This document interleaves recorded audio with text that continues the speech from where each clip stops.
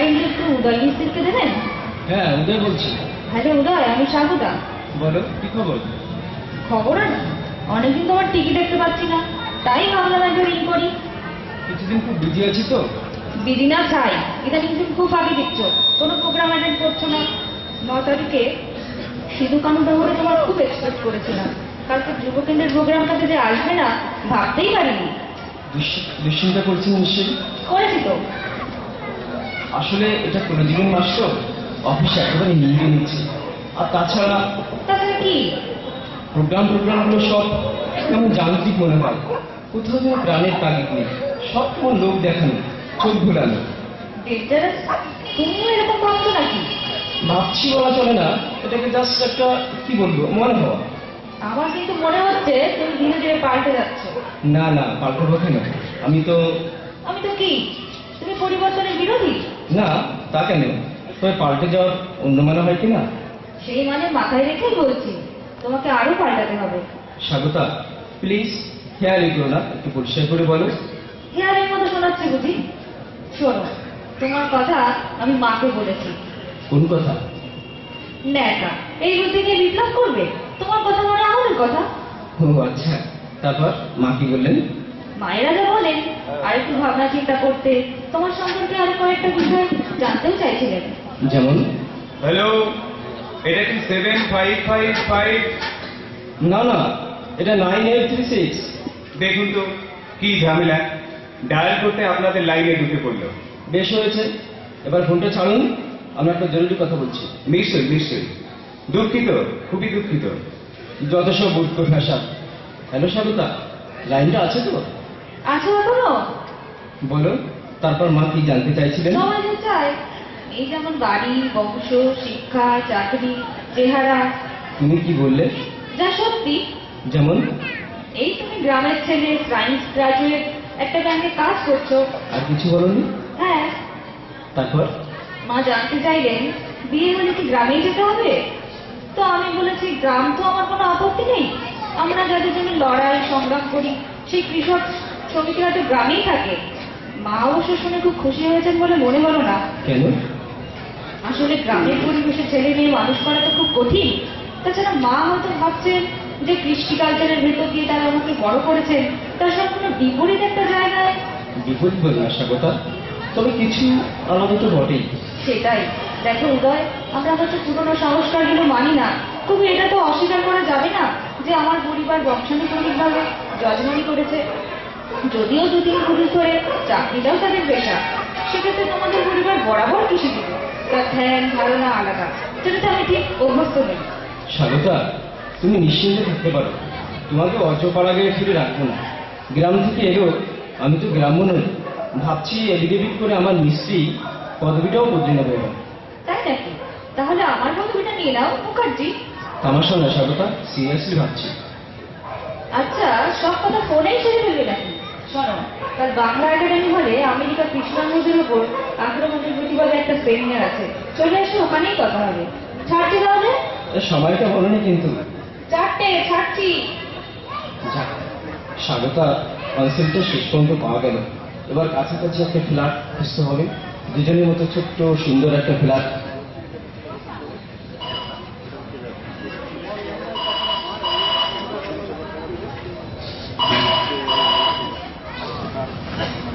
কি আবার? হ্যালো, কাকে চাই? মিস্টার উদয় মিস্ত্রি আছেন? বলছি, আপনি কে?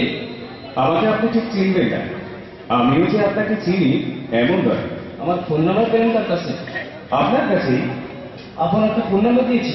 কবে, কোথায়? এই একটু আগেই তো, মেয়েটির সাথে যখন কথা বলছিলেন। ওহো, সেই ভুতুরে ফোন। হ্যাঁ বলুন, কি বলবেন?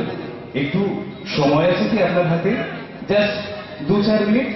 মিনিটখানে দিতে পারবো, বলুন। মিস্টার মিস্ত্রি, আপনার বন্ধুরা তো শ্রমজীবী মানুষের জন্য লড়াই করে, কিন্তু শ্রমজীবী মানুষকে সম্মান দেয় না কেন? কি করে জানলেন দেয় না?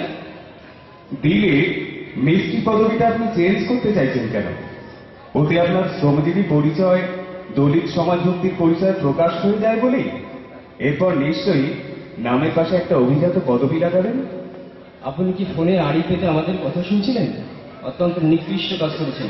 অস্বীকার করছি না, কিন্তু করেছি বলেই একটা নিকৃষ্ট সিদ্ধান্তের কথা জানতে পেরেছি। আচ্ছা, কি বলতে চান আপনি? উদয়বাবু, আপনি নিশ্চয়ই একটা সংরক্ষিত পদে চাকরি করেন। হ্যাঁ, করি। কি হয়েছে তাতে? হয়েছে এই যে আপনি ভুলে গেছেন কয়েক লক্ষ দলিত মানুষের মাথা গুনতির পর একটা সংরক্ষিত পদের সৃষ্টি হয়, অর্থাৎ সেই মানুষগুলোর প্রতিনিধি হিসাবে আপনি চাকরি করেন। আপনি অযথাই আমার পিছনে লেগেছেন মিস্টার।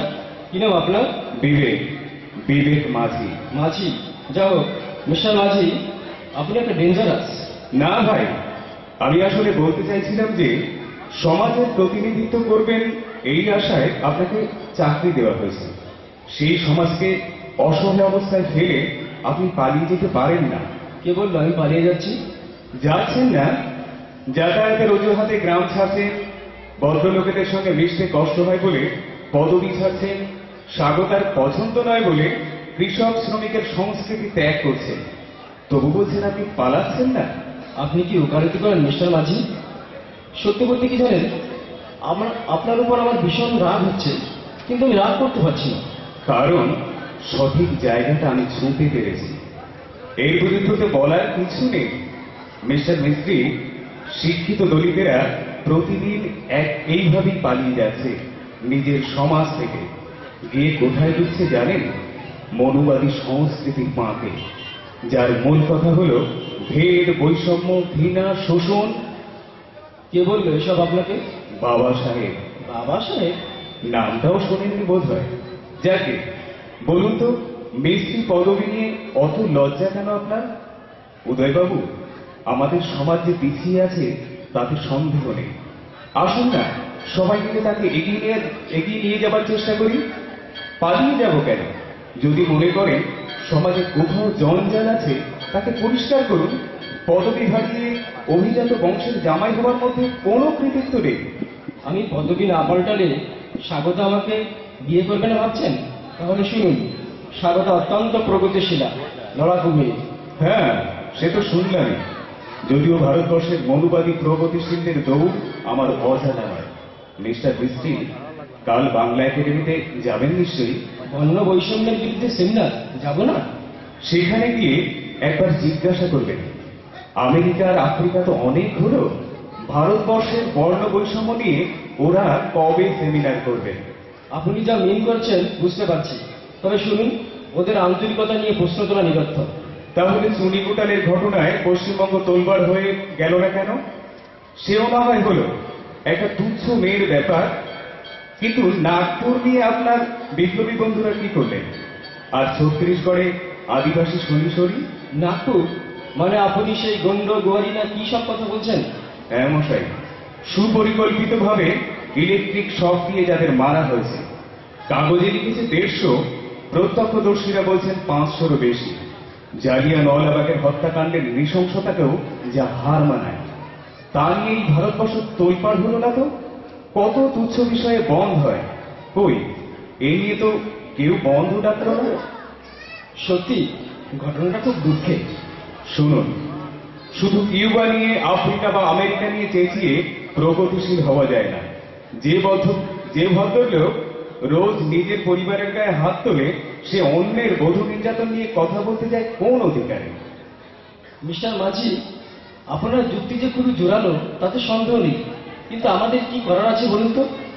ওইসব ভণ্ডদের মুখোশ খুলে দিন, আর বাইরের দিকে তাকিয়ে নয়, লড়াইটা শুরু করুন নিজের মাটি আর মানুষের দিকে তাকিয়ে। অর্থাৎ স্বাগতাকে আপনি ত্যাগ করতে বলছেন? মোটেই না, স্বাগতাও তো দলিত, প্রত্যেক শূদ্র আর নারী দলিত। আমার নিজের কথা নয়, শাস্ত্রের বিধানেই। আপনার স্বাগতা পুরুষের ঘরে জন্মেছে, কিন্তু নারী বলেই সে পুরুষ হতে পারে না, শাস্ত্র পাঠ করতে পারে না, উপনয়নও হয় না তার। নারী আর শূদ্র উভয়ের পায়ে বেড়ি পরিয়ে জোর করে তাদের পিছিয়ে রাখা হয়েছে। এই বৈষম্যের সাথে আপোষ করে আপনারা সাম্যের স্বপ্ন দেখছেন? বলি হরি বসেন। দেখুন, শাস্ত্র নিয়ে আমরা মাথা বড় একটা ঘামাই না। বিপ্লব সংগঠিত হলেই এসব আপদ গালায় ঝেঁটিয়ে বিদায় হয়ে যাবে। অর্থাৎ কবে বিপ্লব হবে সেই আশায় ততদিন শূদ্ররা দলিত হয়ে বেঁচে থাকুক। তারপর বাবুরা সময় টময় করে জিরিয়ে জমিয়ে ধীরে সুস্থে সমাজ সংস্কৃতিকে পাল্টাবার কাজে হাত দেবেন। এই তো আপনার কথা। না, ঠিক অর্থনৈতিক সমস্যাটি প্রধান কিনা আমি বলতে চাইছি। বুঝেছি, আপনি আসলে তাদের দলে যারা ভাবেন বর্ণবাদী অভিজাতরাই আপনাদের জন্য বিপ্লব এনে দেবে, তারাই দলিতদের দেখভাল করবেন। আমাদের কথা হলো বর্তমান অবস্থান থেকে উঠে এসে সমাজ সংস্কৃতি বদলের ভিতর দিয়ে দলিত সর্বহারারাই দেবে বিপ্লবের নেতৃত্ব। না হলে এটা কি হচ্ছে জানেন? ব্যাপারটা দাঁড়িয়েছে যার দিয়ে তার হুঁশ নেই, পাড়াপড়শির ঘুম নেই। আপনি তো ভাবিয়ে তুললেন মিস্টার মাঝি। তর্ক করে হয়তো আপনাকে নস্বাত করা যাবে, কিন্তু ভারতবর্ষের সমাজ ব্যবস্থা তো তাতে বদলাবে না। তবে একটা কথা মনে রাখবেন, উচ্চবর্ণের সবাই কিন্তু জাত ব্যবস্থার সমর্থক নন। জানি, কিন্তু তাতে কি আসে যায়? এই যেমন অনেকেই পণ প্রথার বিরোধী, তাতে কি পণ প্রথা সমাজ থেকে উঠে গেছে? কথা হলো সেই ব্যবস্থাকে প্রতিরোধ করার জন্য মানুষ কতটা সক্রিয়। আপনার সামনে চুরি হচ্ছে, আপনি বলবেন আমি চুরির সমর্থক নই, তাকেও বিশ্বাস করবে? এরকম ভাবে তো কখনো ভাবিনি। মিস্টার মিস্ত্রি, আজ থেকে ভাবুন, পরে আবার কথা হবে কখনো। আজ ছাড়ছি।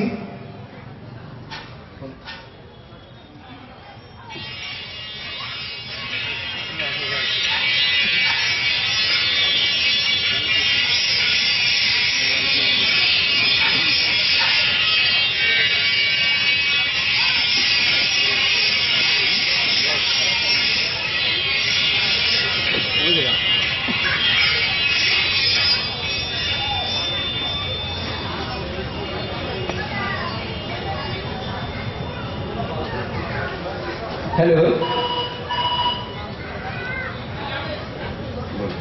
উদয় স্পিকিং। গুড মর্নিং উদয়বাবু, আমি বিবেক বলছি। আরে মশাই, আপনি তো খুব ডেঞ্জারাস লোক। কেন বলুন তো? কি যে মাথায় ঢুকিয়ে দিলেন কাল, সারা রাত ঘুমই হয়নি ভালো করে। ঘুমোবেন না? ঘুমবো না মানে? 1000 বছর ধরে তো ঘুমিয়েই কাটালেন। আপনার সমাজ অজ্ঞতার অন্ধকারে নাক ডেকে ঘুমোচ্ছে, আপনি জেগে থেকে তাদের জাগান। কত ঘুমোবে না? আপনি এমন ভাবে কথাগুলো বলেন, জানেন কাল রাতে খুব ঠান্ডা মাথায় ভেবে দেখলাম আপনার কথাই ঠিক। কোন কথা? আমরা দলিত সমাজের, শিক্ষিত সমাজের সমাজ পরিত্যাগ করে সত্যি সত্যি পালিয়ে যেতে চাই। বাবু হবার লোভে, কৌলিন্যের লোভে নিজের নিকটতম মানুষদের দুপায়ে মারিয়ে পিছনে ফেলে যাই। একদিন নিজের অতীত পরিচয়কে ঘৃণা করতে শিখি। এই যেমন আমি আমার মিস্ত্রি পদবি নিয়ে অযথাই সংকুচিত হয়েছি। ভেবেছি কেন কোনো কুলীন পদবি হলো না আমার। তার মানেই তো জাত ব্যবস্থাকে স্বীকার করা, শ্রমজীবী মানুষের প্রতি অশ্রদ্ধাশীল হওয়া। অথচ মুখে বলছি শ্রমিকের জয়। এদিকে শ্রমিকের ছেলে হয়েও তার গন্ধটুকু পর্যন্ত মুছে ফেলতে চাইছি গা থেকে। না বিবেকবাবু, সে মোহ আমার কেটেছে। কাল থেকেই আমার দুঃখী সহায়হীন সমাজের জন্য বুকের ভিতর বেদনা অনুভব করছি। তাহলে আসুন আজ বিকেলে শিয়ালদার পথসভায়। কি নিয়ে পথসভা? ভারতীয় বর্ণবিদ্বেষ, নৃশংস দলিত হত্যার প্রতিবাদে।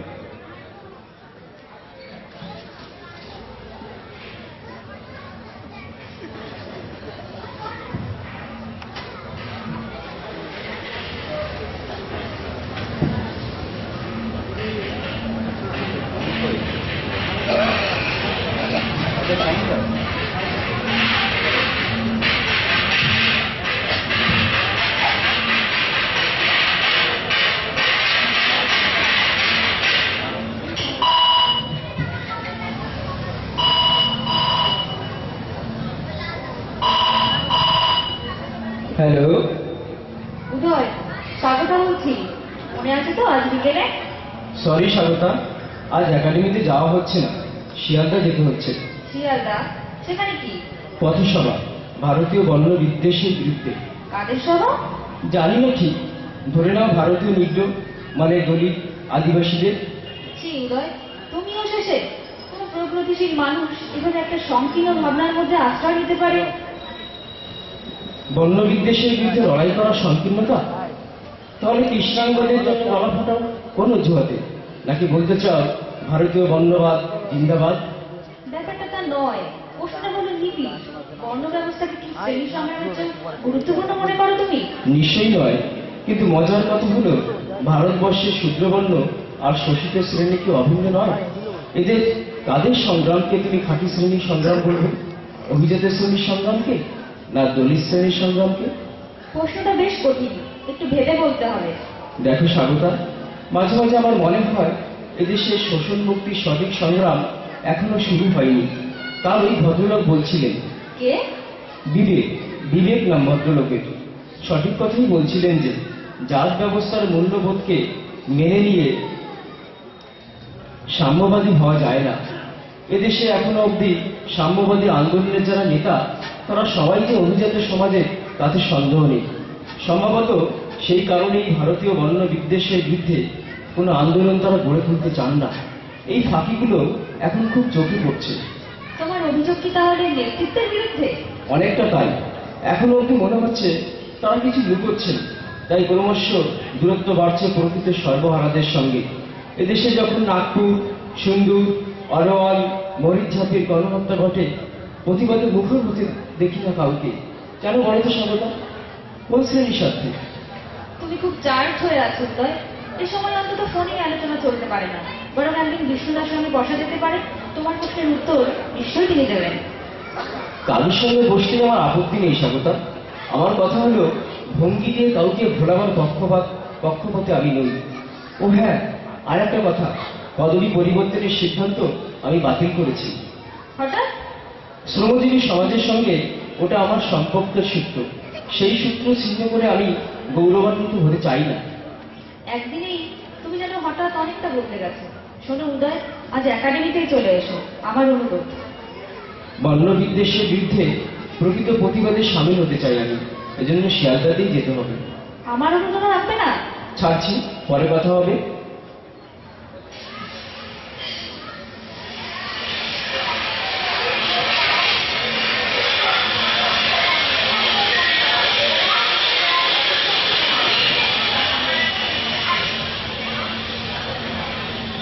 উদয়!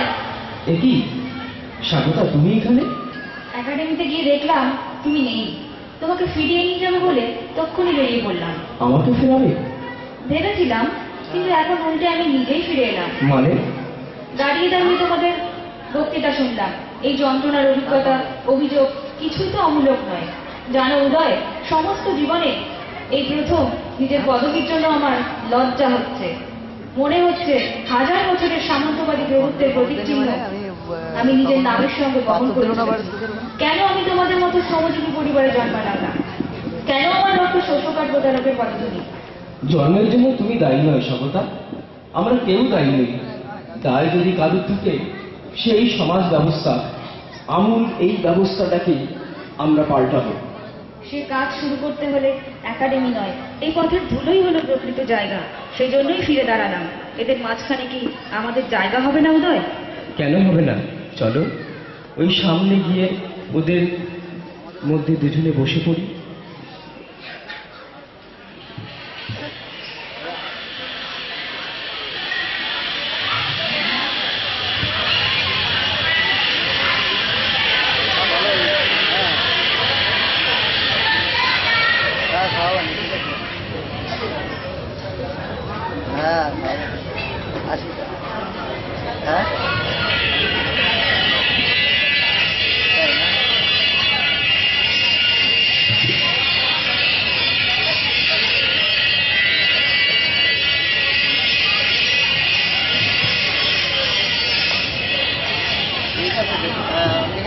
নমস্কার, শেষ হলো আমাদের শ্রুতি নাটক ফেরা।